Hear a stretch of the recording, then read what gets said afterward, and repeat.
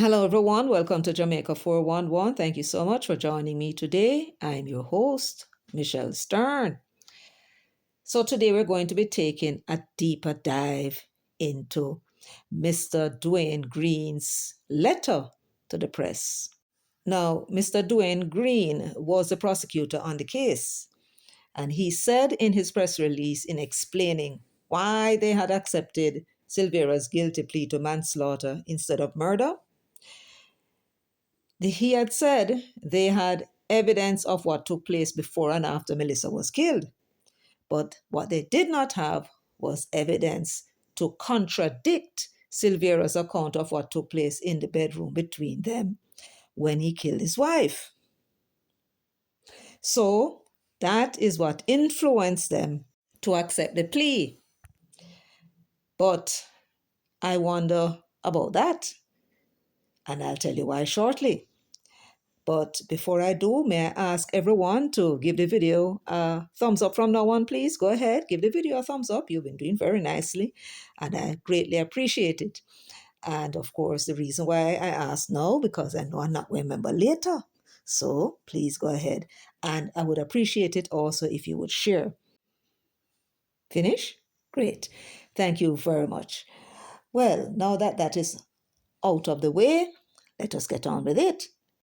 Now, if we may take a few steps backward to remind ourselves of what it was that the prosecutor told us about what occurred according to Silvera's statement. He began by saying the prosecution did not have evidence of what happened at the time Mrs. Silvera was killed. The first question we would like to ask the prosecutor, is that true?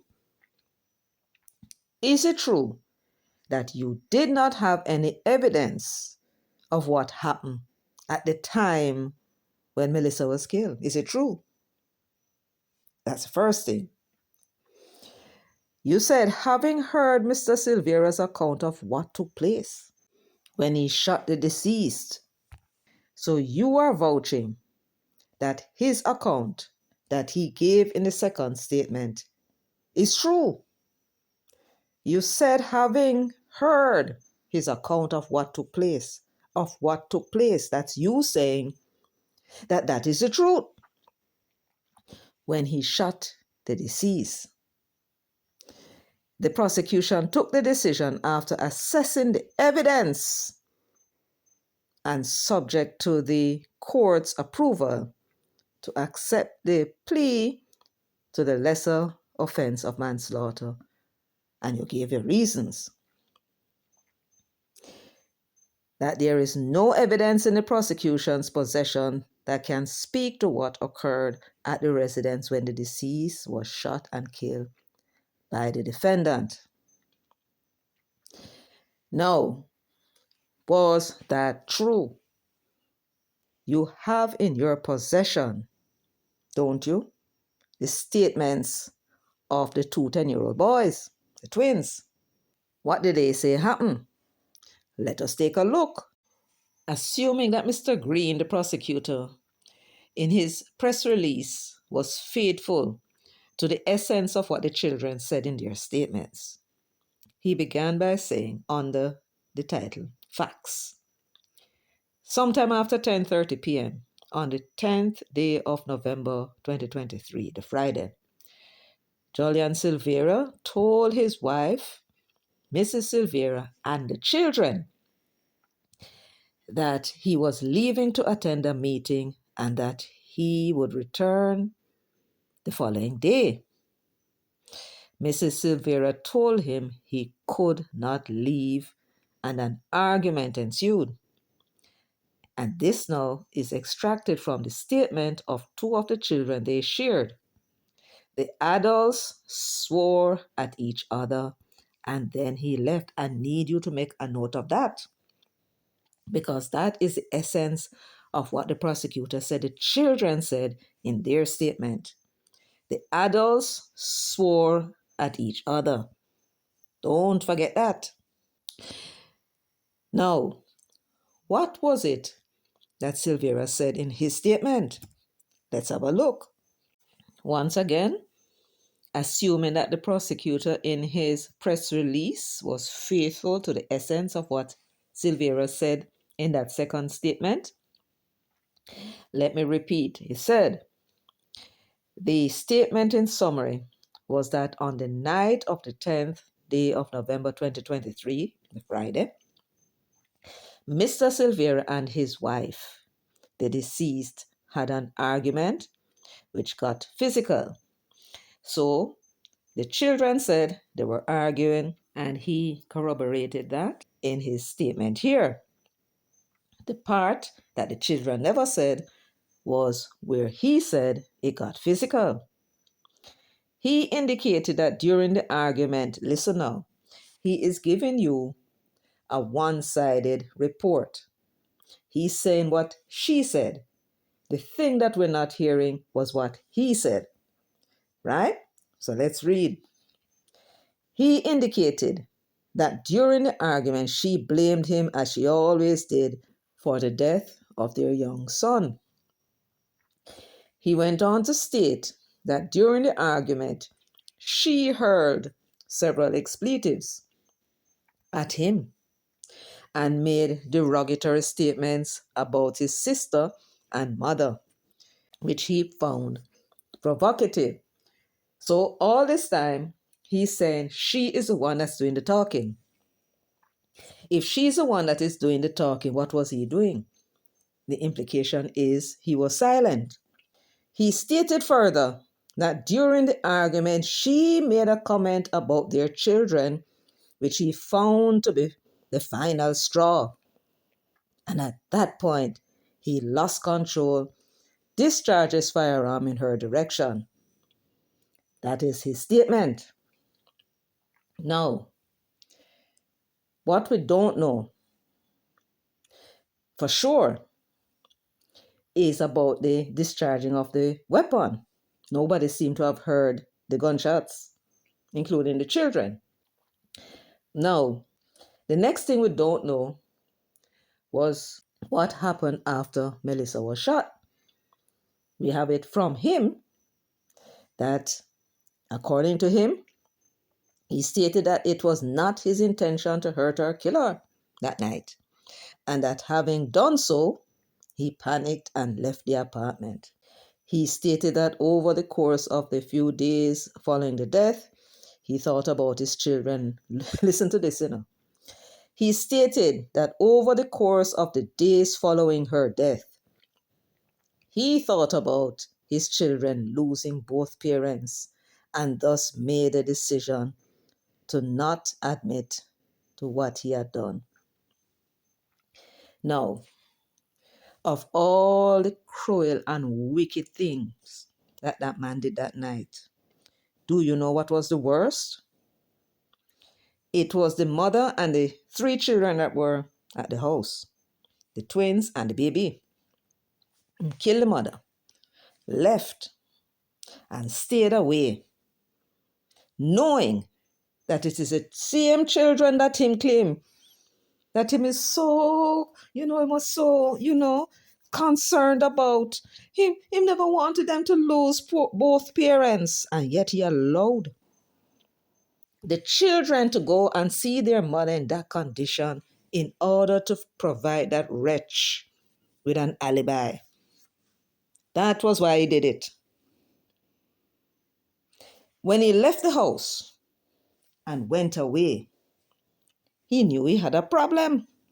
He knew that if he was going to get himself out of this fix, he needed an alibi. He needed proof that he was not there. The only ones who could provide him with the alibi were the children.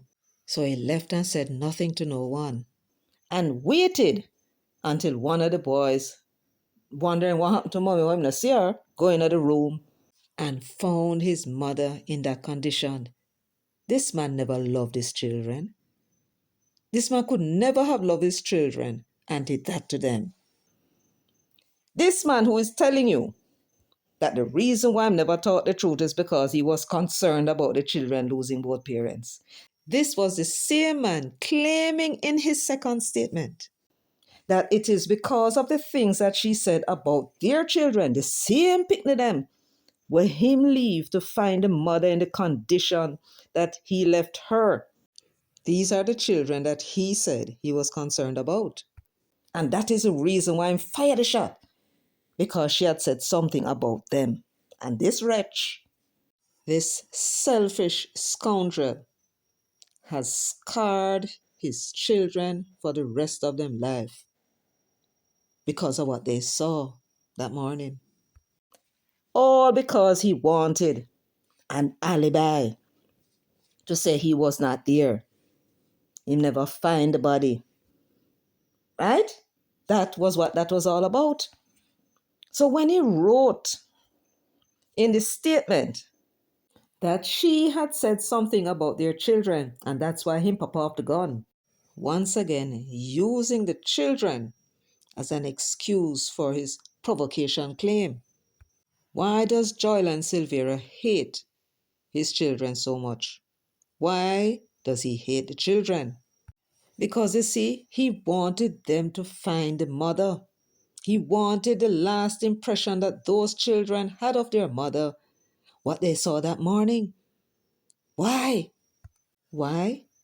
Because he loved number one more.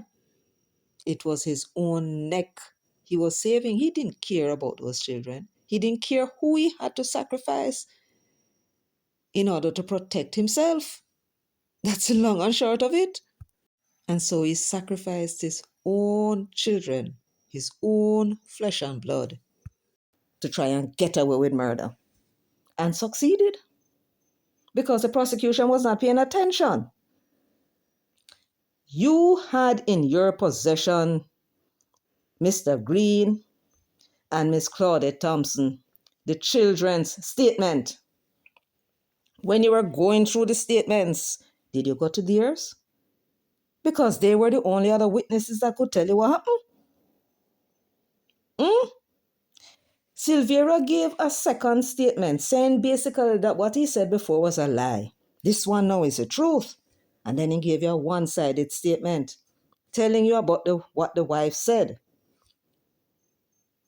implying that he was silent, accepting all this abuse, until he was so angry by all this abuse coming his way that him draw him gun and shoot the woman. And Uno never read what the children said. What did the children say? The adults was swearing at each other. They said the mother and the father were swearing at each other, meaning to say he lied to you in the statement. He was not silent. He was equally hurling abuses at her, and she was hurling abuses at him. Whatever it is that he was saying to her was provoking her to say the things that she was saying to him. How it is now that he's going to be claiming that he was provoked. And guess what him said provoke him? What she said about the children. The same children he left at the house to find their mother in that dreadful condition in order to provide himself with an alibi.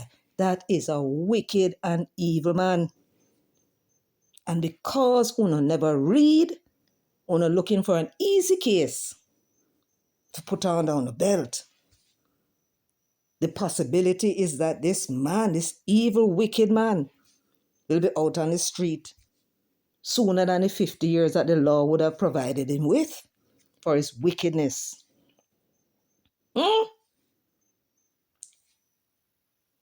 You tell me now. You tell me that you could not pick apart this man's statement, having vouched that what he's saying is facts. That's a prosecutor. You couldn't pick it apart. The jury would have heard the statement, assuming that Champagne would have put him on the stand in the first place. And you could not pick apart that statement. You could not point out to the jury, if you were paying attention, that the man must be lying because the children said it to them they accustomed one another. That's the first thing. So he produced a second statement that was lying.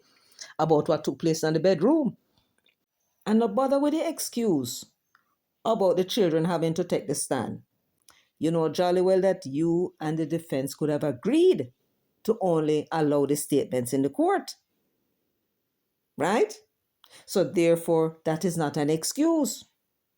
You had in your possession statements that contradicted something that he said in his second statement that he claimed now is the truth. And once you prove that he is lying in that statement, then the jury would be inclined to disbelieve anything else he said in the statement, including his claim that Melissa had said something about the children that provoked him to kill her. And then you could easily show the jury that the man left the house knowing that the children was going to find the mother, and he never cared about that. And the reason for doing so is that it provided him with an alibi. You telling me, say, you couldn't argue that to the jury and secure the murder conviction? Eh? You are telling me that you prosecute in this case and you have the files before you and you never met the connection that him left the children deliberately because of them alone was in the house with the mother. So one of them would have to go into the room and say, wait, where's mommy? And find her dead in order to give himself an alibi to save him own skin. He never cared a damn thing about those children. At that point, the only person he cared about was number one. He was not thinking about them and them not having both parents, because what he has done to those children is scarred them for life. And then himself never mean to kill her. Yet he never tried to do nothing to save her life. Mr. Green was talking about facts. Well, these are the facts that were staring in her face and una never see it. It fly straight over on her head and una were blind to it. Blind as bat. Those were the facts. Una never learned literature in a school. The evidence was there and una never see it. What is the explanation for that, Miss Claudette? You have an explanation?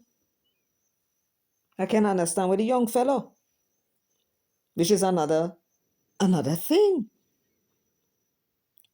that I don't know if the people understood or no.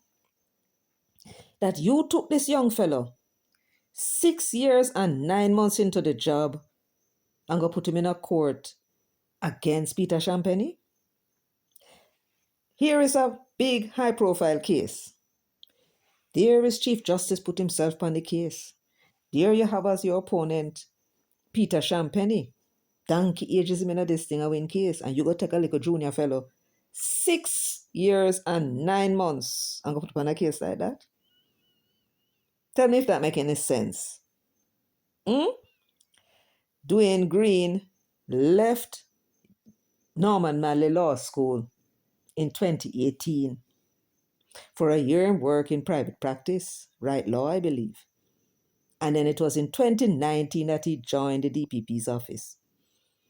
So he has had, according to his LinkedIn page, blame yourself if the information is wrong, 6 years and 9 months experience in the DPP's office.